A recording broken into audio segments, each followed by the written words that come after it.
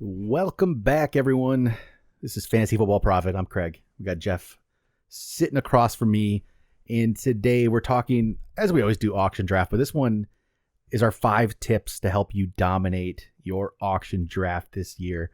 We've been doing auction drafts now the first one I think we started was the league we're in now was in 2010 was year 1. So this is like the 14th season we've done this. So we've learned a lot over the years of what to do, what not to do.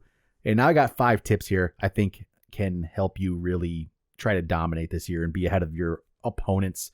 So let's start this off, Jeff. My number one tip is to create tier rankings. We've done in the past, like we used to do, is rank 1, 2, 3, 4, all that kind of good stuff, right?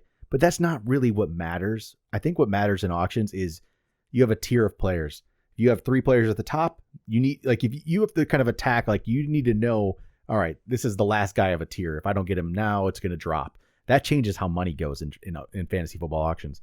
If it's the last guy of a tier, they go for way more money than maybe the second guy in the tier does. If there's 3 guys, the first and second guy probably go for a lot less than the third guy does. So you got to be aware of who's left in a tier while you're drafting. That can change money big time and can really hurt you if you're not paying attention and realize, oh crap, there's nobody left here. Yeah, that's one of the biggest ones, really, because how many times have we seen, and knowing, I was gonna say it's almost jumping rules, but like, yeah, how many times have we seen that too, where even right away you'll see this take place, where if you throw out, say, a prime time running back, and you say there's 3 guys in that top tier, that first one will go for even under value. The next guy goes for value. The third guy, which the other 2 you wanted more, that guy actually goes above because you were waiting it out and you're thinking, I can get a deal, get a deal. So knowing who is in that tier and who you're willing to pay for is one of the most important ones. And to make sure you make your own tiers. Yes. Don't rely on ESPN. Don't rely on Yahoo. Make sure you understand who you're going after. Use that for the basis, but then change it around how you want it. I think that's how you can be way more successful if you do that. And something I'm actually going to do here, I was thinking about this earlier today, actually. I'm going to study some of our past drafts, Jeff, and see. I'm going to try to figure out what the dollar value of these guys were in these tiers, if I can kind of get an idea for a future of like the second, third guy in a tier, how they go money wise. And so it's a project I'm going to work on. Yeah. We'll see what. So speaking of tiers, you say getting guys. My number 2 tip is attack early. Don't wait around. We'll try future episodes. We're probably going to try like a sit and wait type strategy for auction. I don't love it. I don't like that. I want to attack early. And let's say my main reason why is because if you have a plan, get the plan going. If you need to adjust, if you don't get the guy you want and you're waiting and waiting, maybe you have like 1 or 2 guys you really want and you wait. And then what if you don't get them? You just let how many other guys go past you? I say get them early. Go attack early. The other thing that goes along with this, even if you get a ton of guys that you want, if you end the draft with money, that is the cardinal sin. And if you don't attack early, you do not know what top guys you can actually go for. And I don't even mind if you're going for middle to lower tier guys and you're filling the whole roster up that way. There are still guys up there at the end of the draft. If you leave $5 on the table, you can think back and you're like, man, I could have got Saquon instead of getting, Chubb or whatever, whoever you want it to be. And that will haunt you. I mean, I see in every draft, we get people that have money left over, and we call it the Wall of Gora. Yeah.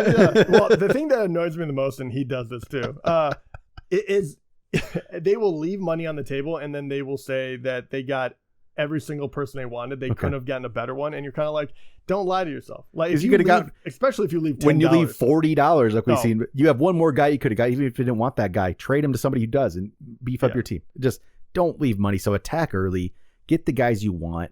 And really, that's the thing. That's why you create your tiers. You know who's there. Attack it early, get those guys, and then build the rest around it. And if you attack early, you can have, because everyone has different scenarios in auction. You cannot go into it saying this is what I'm going to do wholeheartedly. Yep.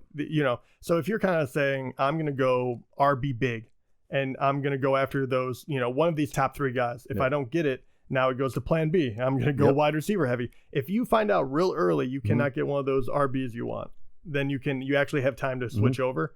is very, very important. I can't stress that one enough. Have a couple different plans in place so you can switch up. Yep. Number 3 tip for me is be cautious of bidding wars. They always happen. They happen in every auction draft. I've been involved with them. Jeff, we've been against each other in them. We have. And in the last guy in the tier a lot too. Yes. That's where it ends up being. Yep. So what I say with be cautious, I'm not saying don't get in a bidding war necessarily, because there are times where if it's the last player of a tier and you need this guy, maybe you screwed up earlier and you need to spend a little bit more to get him. You might need to bid up a little bit, but have a number in mind of where you're willing to go. Don't just go too crazy with it. Yeah. And if you are in this bidding war, you better have an idea of, if I go higher than I wanted to, how am I going to make that work with what I've planned the rest of the time? If I go spend way too much for this player, if I go spend $90 on Christian McCaffrey, which we've seen crazy stuff like that happen, what's that going to mean for the rest of my team? So just when it's hard in the moment, really, but just think about it. Be cautious of it. Don't go too crazy. See who else is on the board. And that's, again, that ties into the other ones. If you create your tiers and you attack early, you might not get into those bidding wars. Yeah. And also, not even the top guys. There are going to be guys you fall in love with that might only, like right now, their auction status, they're going to go for $7. And in your mind, you're like, he's going to be a wide receiver, number 2, and I can get him for $7. And you get into a bidding war.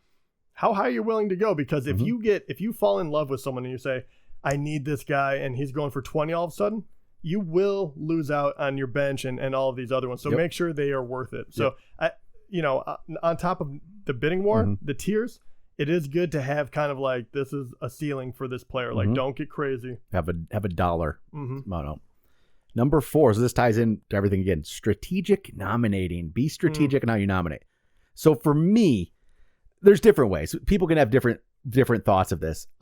If let's say I don't have anybody on my team yet, and I want to do the attack early thing, my early nomination is probably going to honestly be a guy I want. If it's within the tier, maybe it's hopefully not the last guy in the tier.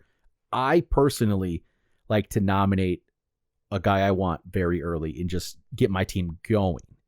Not everyone feels that way. So strategic can mean many things. It can mean what you want it to mean. For me, it starts the draft with, if I don't have my guy yet, I need to nominate my guy, and I'm going to go after it right now and make this work.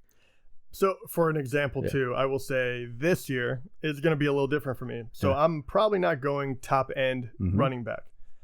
So the question will be, maybe I throw Justin Jefferson and I get going early, but knowing that I can punt running back early. Yep. I do not mind throwing out Christian McCaffrey, number 1. So there you go. Get $50, $60, $70 off the board. And then that person's not going after one of the top wide receivers either. So if it helps you like that, I do not mind it at all. Because all those guys are going to get nominated probably in the top, in the first 10. If you're waiting, your targets are a lower tier running back and you're not going to go after these early ones, nominate them. Take that money off the board, and then they will be less likely to go after the guys you want. But beware, because there's always a couple guys that think like you. Well, and if let's say you do attack early and you get your guys you want, and you're now have lowest money available, then you turn your nominations into complete just big dollar guys in my mind. Yes. I go either big dollar guys or, you throw out the kicker defense thing if it's in your league. Like, you could throw it out whenever.